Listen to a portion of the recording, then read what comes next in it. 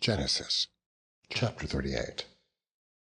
And it came to pass at that time that Judah went down from his brethren, and turned into a certain Adullamite, whose name was Hira. And Judah saw there a daughter of a certain Canaanite, whose name was Shua. And he took her, and went in unto her.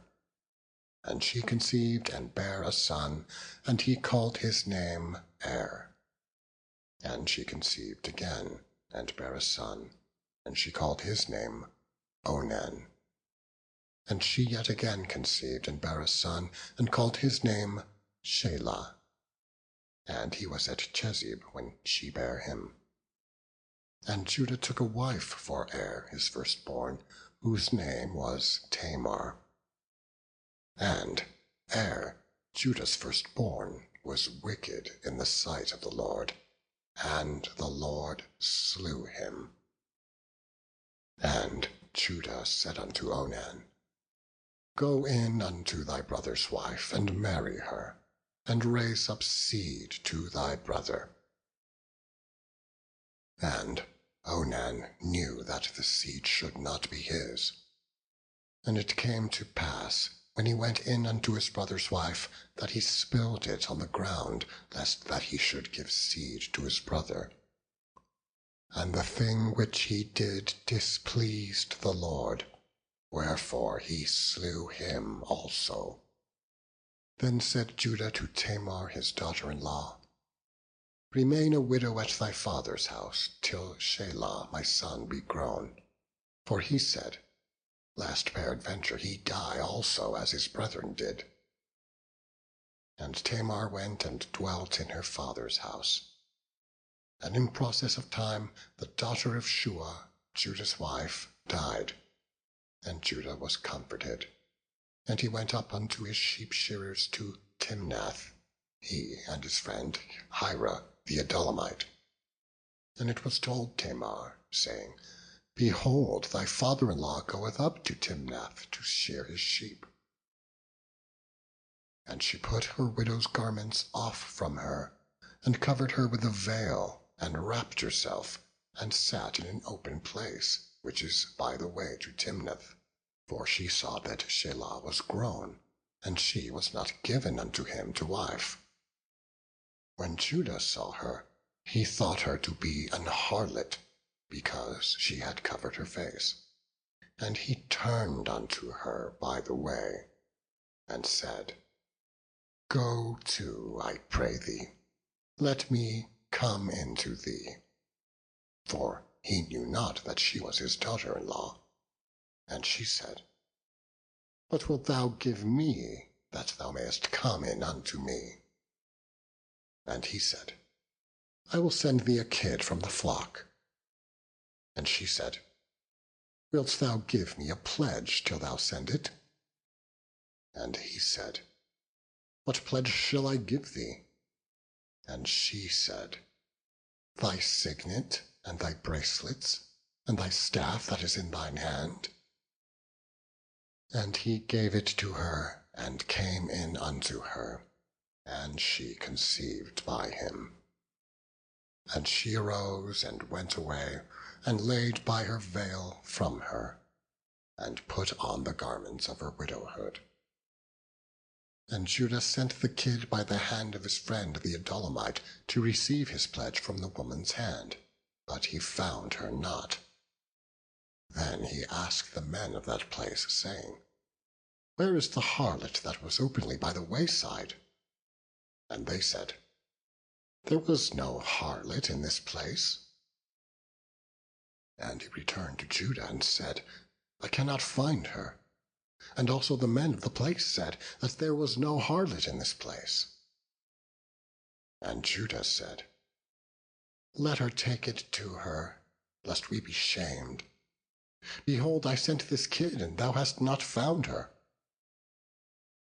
And it came to pass about 3 months later, that it was told Judah, saying, Tamar thy daughter-in-law hath played the harlot, and also, behold, she is with child by whoredom. And Judah said, Bring her forth, and let her be burnt." When she was brought forth, she sent to her father-in-law, saying, "By the man whose these are, am I with child?" And she said, "Discern, I pray thee, whose are these, the signet and bracelets and staff?" And Judah acknowledged them, and said, "She hath been more righteous than I, because that I gave her not to Shelah my son." And he knew her again no more. And it came to pass in the time of her travail, that, behold, twins were in her womb. And it came to pass, when she travailed, that the one put out his hand, and the midwife took and bound upon his hand a scarlet thread, saying, "This came out first." And it came to pass, as he drew back his hand, that, behold, his brother came out. And she said, "How hast thou broken forth? This breach be upon thee." Therefore his name was called Phares. And afterward came out his brother that had the scarlet thread upon his hand, and his name was called Zara. Chapter 39. And Joseph was brought down to Egypt. And Potiphar, an officer of Pharaoh, captain of the guard, an Egyptian, bought him of the hands of the Ishmaelites, which had brought him down thither. And the Lord was with Joseph, and he was a prosperous man, and he was in the house of his master the Egyptian. And his master saw that the Lord was with him, and that the Lord made all that he did to prosper in his hand. And Joseph found grace in his sight, and he served him. And he made him overseer over his house, and all that he had he put into his hand. And it came to pass from the time that he had made him overseer in his house, and over all that he had, that the Lord blessed the Egyptian's house for Joseph's sake. And the blessing of the Lord was upon all that he had in the house and in the field. And he left all that he had in Joseph's hand, and he knew not aught he had, save the bread which he did eat. And Joseph was a goodly person, and well favored. And it came to pass, after these things, that his master's wife cast her eyes upon Joseph, and she said, "Lie with me." But he refused, and said unto his master's wife, "Behold, my master wotteth not what is with me in the house, and he hath committed all that he hath to my hand. There is none greater in this house than I, neither hath he kept back anything from me but thee, because thou art his wife. How then can I do this great wickedness and sin against God?" And it came to pass, as she spake to Joseph day by day, that he hearkened not unto her, to lie by her, or to be with her. And it came to pass about this time, that Joseph went to the house to do his business, and there was none of the men of the house there within. And she caught him by his garment, saying, "Lie with me." And he left his garment in her hand, and fled, and got him out. And it came to pass, when she saw that he had left his garment in her hand, and was fled forth, that she called unto the men of her house, and spake unto them, saying, "See, he hath brought in an Hebrew unto us, to mock us.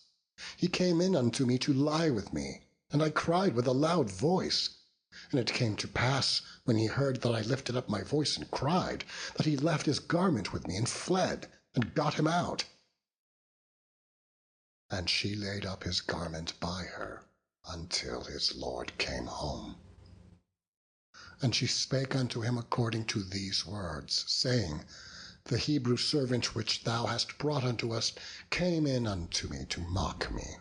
And it came to pass, as I lifted up my voice and cried, that he left his garment with me and fled out. And it came to pass, when his master heard the words of his wife, which she spake unto him, saying, After this manner did thy servant to me, that his wrath was kindled.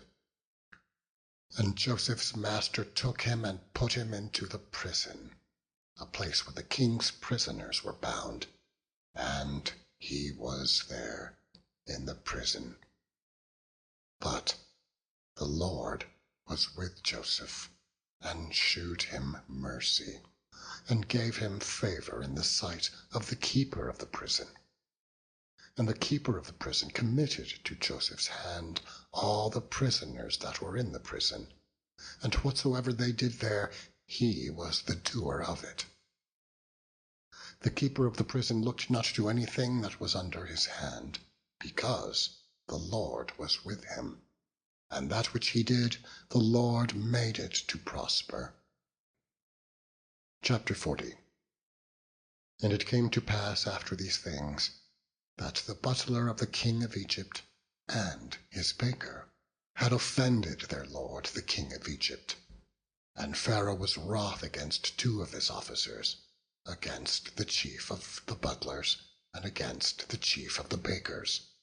And he put them in ward in the house of the captain of the guard, into the prison, the place where Joseph was bound. And the captain of the guard charged Joseph with them, and he served them, and they continued a season in ward. And they dreamed a dream, both of them, each man his dream in one night, each man according to the interpretation of his dream, the butler and the baker of the king of Egypt, which were bound in the prison. And Joseph came in unto them in the morning, and looked upon them, and behold, they were sad.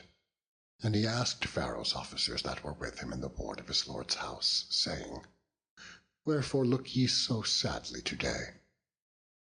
And they said unto him, We have had a dream, and there is no interpreter of it. And Joseph said unto them, Do not interpretations belong to God? Tell me them, I pray you.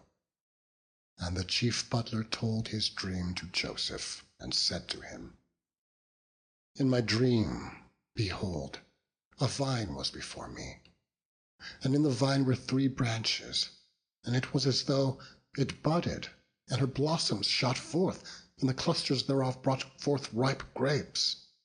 And Pharaoh's cup was in my hand, and I took the grapes, and pressed them into Pharaoh's cup, and I gave the cup into Pharaoh's hand. And Joseph said unto him, This is the interpretation of it. The 3 branches are 3 days. Yet within 3 days shall Pharaoh lift up thine head, and restore thee unto thy place, and thou shalt deliver Pharaoh's cup into his hand, after the former manner, when thou wast his butler. But think on me, when it shall be well with thee, and shew kindness, I pray thee, unto me, and make mention of me unto Pharaoh, and bring me out of this house. For indeed I was stolen away out of the land of the Hebrews, and here also have I done nothing that they should put me into the dungeon. When the chief baker saw that the interpretation was good, he said unto Joseph, I also was in my dream, and behold, I had 3 white baskets on my head, and in the uppermost basket there was of all manner of bakemeats for Pharaoh, and the birds did eat them out of the basket upon my head. And Joseph answered and said, This is the interpretation thereof. The 3 baskets are 3 days. Yet within 3 days shall Pharaoh lift up thy head from off thee, and shall hang thee on a tree, and the birds shall eat thy flesh from off thee. And it came to pass the 3rd day, which was Pharaoh's birthday, that he made a feast unto all his servants. And he lifted up the head of the chief butler, and of the chief baker among his servants. And he restored the chief butler unto his butlership again, and he gave the cup into Pharaoh's hand. But he hanged the chief baker, as Joseph had interpreted to them. Yet did not the chief butler remember Joseph, but forgat him.